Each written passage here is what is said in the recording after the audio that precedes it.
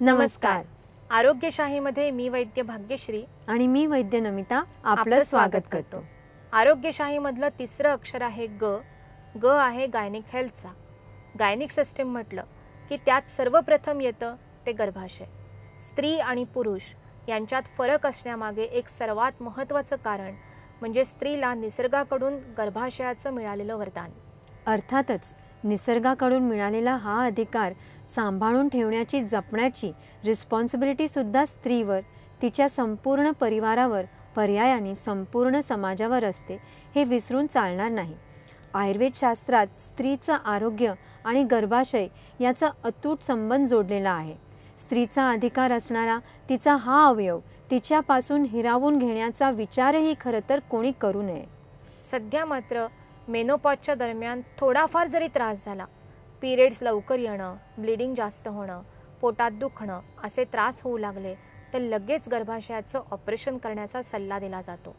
आता मुलं बाळं होण्याची गरज नाही, त्यामुळे उगाचच त्रास सहन कशाला करायचा असं सोयीस्कर कारणही दिलं जातं.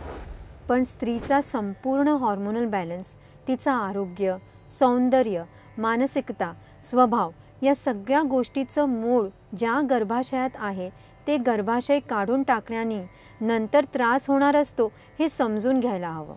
25 वर्षांच्या आमच्या प्रॅक्टिसमध्ये आम्ही हा अनुभव अनेकदा घेतलेला आहे की गर्भाशय काढून टाकण्याचा सल्ला मिळालेला असला तरी जर प्रकृतीनुरूप योग्य आहार, औषधं सुरू केली आणि हॉर्मोन्समधला इम्बॅलन्स दूर झाला की ऑपरेशनची गरजच राहत नाही. आणि या उलट इम्बॅलन्सकडे दुर्लक्ष करून घाईघाईने ऑपरेशनचा निर्णय घेतला तर त्याचे दुष्परिणाम नंतर आयुष्यभर भोगावे लागू शकतात.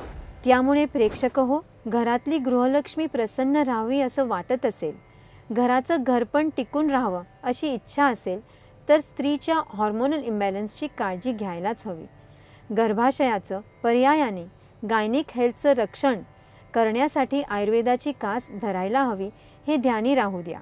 स्त्री आरोग्यातील असेच महत्त्वाचे पैलू जाणून घेण्यासाठी पाहत रहा आरोग्यशाही लोकशाही मराठीवर.